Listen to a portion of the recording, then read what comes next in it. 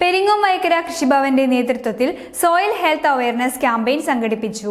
ഗ്രാമപഞ്ചായത്ത് president VM. Unnikrishnan ഉദ്ഘാടനം ചെയ്തു. കൃഷിവകുപ്പ് ആത്മാ കണ്ണൂരിന്റെ സ്കൂൾ സോയിൽ ഹെൽത്ത് പ്രോഗ്രാമിൽ ഉൾപ്പെടുത്തിയാണ് ക്യാമ്പയിൻ സംഘടിപ്പിച്ചത്. പെരിങ്ങോം വൈക്കര കൃഷിഭവന്റെ നേതൃത്വത്തിൽ സോയിൽ ഹെൽത്ത് അവയർനെസ് ക്യാമ്പയിൻ സംഘടിപ്പിച്ചു.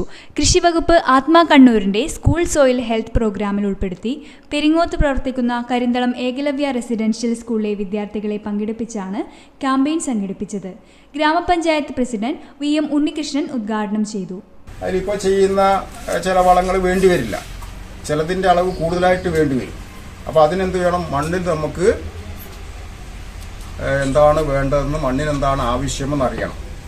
അപ്പോൾ ഒരു ഡോക്ടറെ അടുത്ത് പോയി കഴിഞ്ഞാൽ അവർ സ്കെച്ച് വെച്ച് നമ്മൾ പരിശോധിക്കുമ്പോൾ എന്താണ് രോഗമെന്നുള്ളത് അല്ലേ ഡോക്ടർക്ക് മനസ്സിലാവും. എന്നിട്ട് അതിനാണ് നമുക്ക് ട്രീറ്റ്മെൻറ്റ്. അതേപോലെ തന്നെയാണ് മണ്ണിന്. അപ്പോൾ അതിൻ്റെ ഏറ്റവും വലിയൊരു ഉത്തരവാദിത്വം അത് നിങ്ങൾ ഭംഗിയായി നിറവേറ്റുമെന്ന് എനിക്ക് നല്ല ഉറപ്പുണ്ട്, നിങ്ങൾ നല്ല വിശ്വാസമുണ്ട്.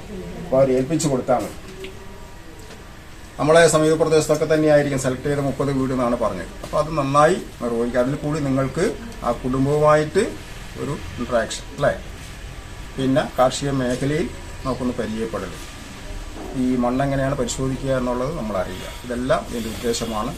ഇതിനെല്ലാം പ്രോത്സാഹിപ്പിക്കേണ്ടതാണ്. ആത്മാ deputy project director K. Surendran.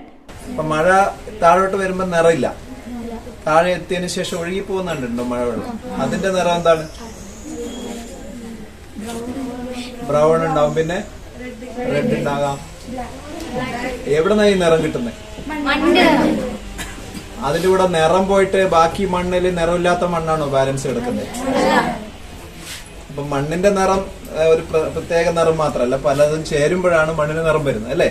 അപ്പൊ അതിൻ്റെ അകത്ത് ജീവനുള്ള വസ്തുക്കളുണ്ട്, ന്യൂട്രിയൻസ് ഉണ്ട്, ഒരുപാട് എലമെന്റ്സ് ഒക്കെ വരുമ്പോഴാണ് അതിനൊരു കളറും ഒക്കെ വരുന്നത്. അതുപോലെ മണ്ണിന്റെ സ്ട്രക്ചറും വ്യത്യാസമുണ്ട്.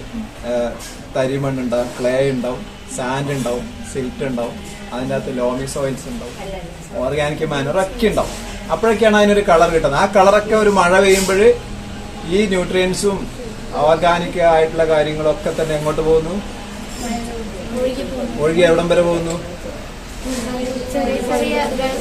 ആയിട്ട് അവസാനം കടലിലെത്തുന്നു അല്ലേ. കടലിൽ കൃഷി ചെയ്യുന്നുണ്ടോ നമ്മൾ? അവിടെ കൃഷി ചെയ്ത് കഴിഞ്ഞാൽ നല്ല വിളവ് കിട്ടും അല്ലേ. എന്തുകൊണ്ടാ? നമ്മുടെ മണ്ണിന്റെ ജീവൻ മൊത്തം കടലിലേക്ക് പോയി. അത് കേരളത്തിൽ മഴ നല്ലതാണെങ്കിലും ഫലത്തില് മഴ കൊണ്ട് ഒരുപാട് പ്രയാസങ്ങളുണ്ട്. കൃഷിയെ സംബന്ധിച്ചിടത്തോളം കുറച്ച് ബുദ്ധിമുട്ടുണ്ടാക്കുമെന്ന് പറയാൻ വേണ്ടിയാണ് ഞാൻ ഇത്രയും പറഞ്ഞത്. അപ്പോൾ ജീവൻ നഷ്ടപ്പെട്ടു പോയാൽ പിന്നെ ഇവിടെ ഈ മണ്ണിന്റെ ജീവൻ കളറും ഒക്കെ ആയിട്ട് നമ്മൾ കാണുന്നതൊക്കെ രീതിയിൽ പോയി കഴിഞ്ഞാൽ ഇതിൻ്റെ അകത്ത് വല്ലതും നട്ട ഉണ്ടാവുമോ? പച്ചക്കറിയുടെ പറിച്ചു നോക്കിയിട്ടുണ്ടോ? ചെടി വേറെ എത്ര ആഴത്തിലുണ്ടാവും? വളരെ കുറച്ച് അല്ലേ ആണ്. ചേന പറിച്ചു നോക്കിയിട്ടുണ്ടോ? എത്ര ആഴത്തിലുണ്ടാവും? ചേന, ചേമ്പ്, മരച്ചീനി, പച്ചക്കറി, കുരുമുളക്, തെങ്ങ് 1 മീറ്ററാണ്. കവുങ്ങ് അതിലും കുറവാണ്. അപ്പൊ എല്ലാം വളരുന്ന എവിടെയാ?